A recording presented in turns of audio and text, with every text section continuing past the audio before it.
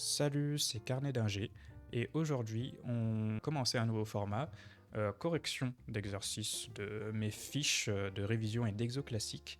Là ici ça sera sur les DL et c'est la suite implicite définie par x plus ln de x égale n ici. Alors dans la fiche je détaille la méthode pour bien entamer et réussir l'exercice, mais je trouvais que c'était assez important de le traiter en vidéo, du moins pour cet exercice-là en particulier, car c'est un grand classique. Moi, j'ai eu plusieurs fois en DS, et ça peut tomber très franchement au concours. Que ce soit à l'écrit très rapidement, ou à l'oral sur des concours comme Minpon et Central par exemple. Honnêtement, c'est pas l'exercice le plus difficile de l'année, mais c'est celui où je vois le plus d'erreurs de rédaction bêtes. Or, au concours, ce genre de questions sert de test. Est-ce que vous êtes rigoureux ou est-ce que vous bricolez un peu n'importe comment? Alors, on va voir ensemble comment rédiger ça proprement pour avoir tous les points sur cet exercice. Petite précision avant de commencer, je vous donne la correction détaillée de cet exercice en particulier. Par contre, je ne corrigerai pas toute la fiche sur YouTube, c'est pas le but. Les 6 autres exercices sont des outils de travail que je réserve aux élèves que j'accompagne en suivi personnalisé pour bosser leur technique en profondeur, ainsi que donc le travail des exos classiques. Mais bon, celui-là est assez fondamental et je pense que je ferai la correction d'un exercice par fiche. C'est déjà très bien. Passons à la résolution. Je procède par étapes. Moi, je commence toujours par analyser l'existence des suites qu'on définit. Donc, on a f de x est égal à x plus ln de x. Hein. Donc, f, on fait bien la distinction entre f de x et f, la fonction. F à qui x associe x plus ln de x, c'est bien une fonction, et continue. Hop, évidemment, j'ai pas fini ma phrase. Strictement croissante. Tac, alors j'allais faire une petite bêtise, mais c'est pas grave. J'allais faire une flèche parce que j'avais la flemme d'écrire, mais on va tout bien rédiger. Tac. Pour la définition, c'est OK. Enfin, pour moi, hein. Montrer que l'équation admet une unique solution xn et que xn tend vers plus l'infini. Alors, la première partie de la question est assez immédiate, enfin si on a les bons réflexes. On va utiliser le théorème de la bijection, car ici on a justement strictement croissante, sur A plus étoile, hein. Et le strictement croissante plus continu. Donc c'est bien la combinaison de continu plus strictement croissante qui dit que d'après le théorème de la bijection, hein, ou d'après le corollaire du théorème des valeurs intermédiaires. Hop. Bon, j'écris assez rapidement, donc forcément c'est pas le plus joli.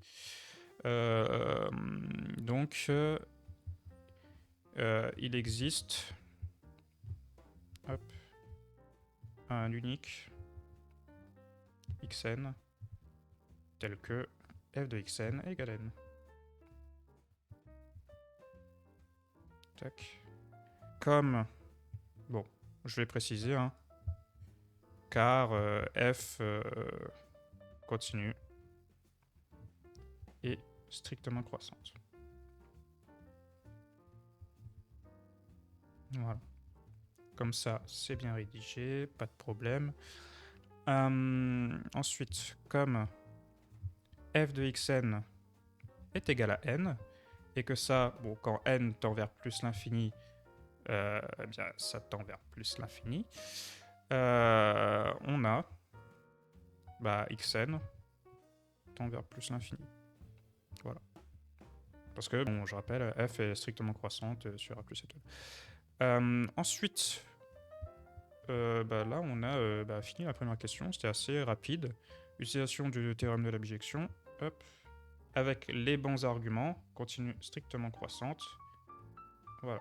Il faut être rigoureux dans son écriture. Passons à la question 2.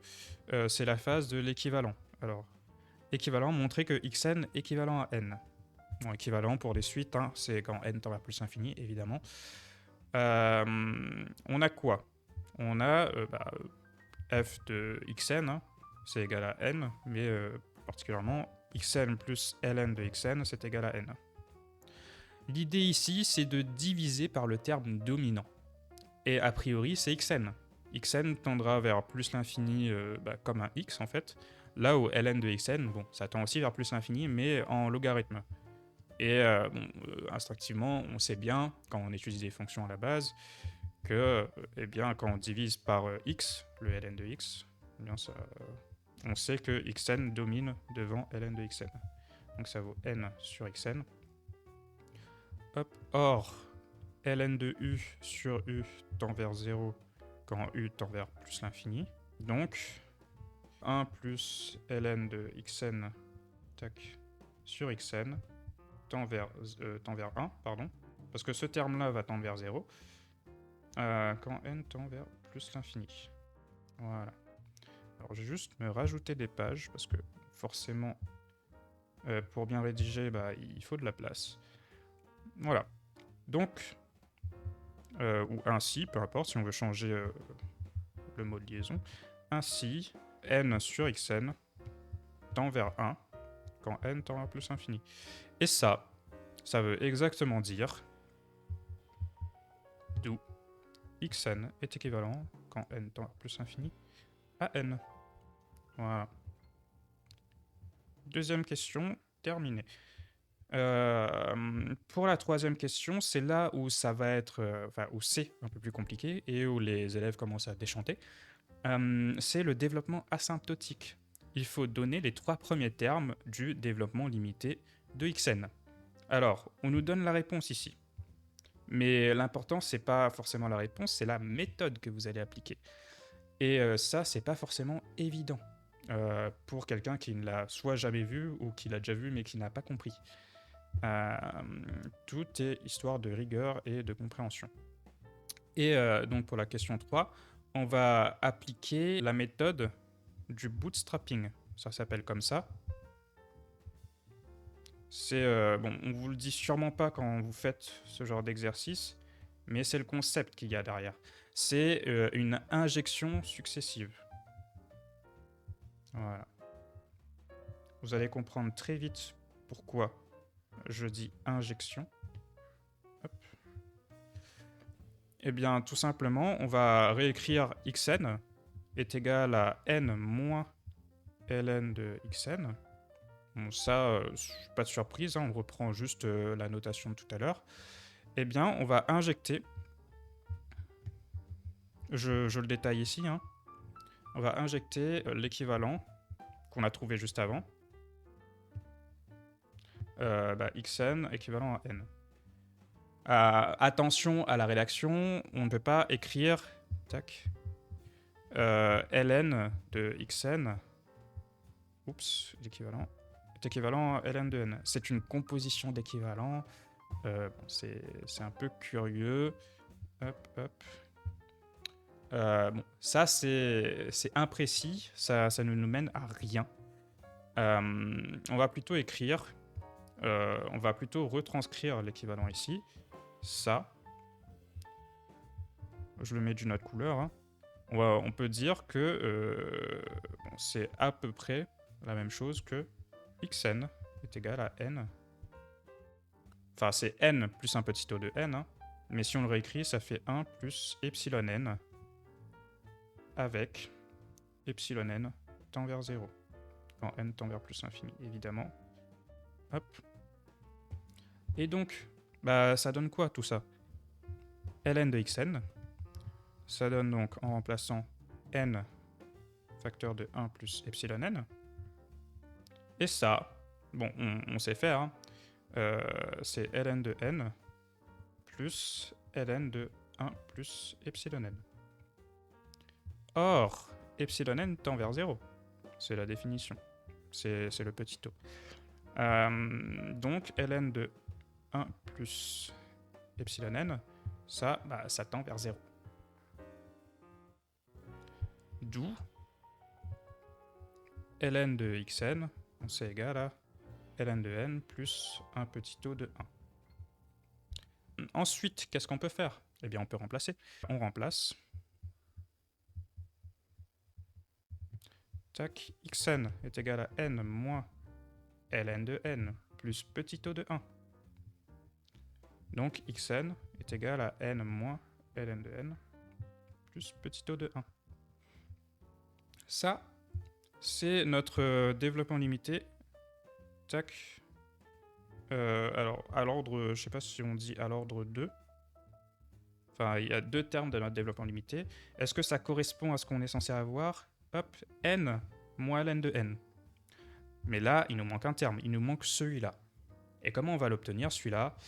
Eh bien, c'est en allant plus loin dans notre finesse et notre rigueur. Hop. Mais on n'avait pas le choix que de passer par cette étape, évidemment. Là, on va recommencer. On recommence. Parce que là, c'est vraiment... à chaque fois, on revient pour donc avoir le développement limité le plus précis possible. Donc, on a xn est égal à n moins ln de xn. ln de xn, bon, c'est ln de n, oups, moins, non, c'est ln de n moins le tout en parenthèse, hein, ln de n plus 1, enfin plus un petit o de 1, voilà. L'erreur classique, là, c'est de bloquer à cette étape. Mais l'astuce, elle est... Enfin, c'est pas une astuce, hein, c'est juste une méthode pour manipuler des choses avec du ln, c'est qu'on factorise. Parce qu'on sait appliquer les propriétés du ln quand on a ln d'un produit. Et bien là, on dit ln de n, et le n, bah, on l'a factorisé parce que ça donne, tac, ln de n sur n ici. Plus un petit o de 1 sur n. Petit o de 1 sur n, hein, on le voit assez souvent. Et là, on utilise juste la propriété. Alors, est-ce que j'ai oublié une parenthèse? Tac, tac, ouais. Voilà.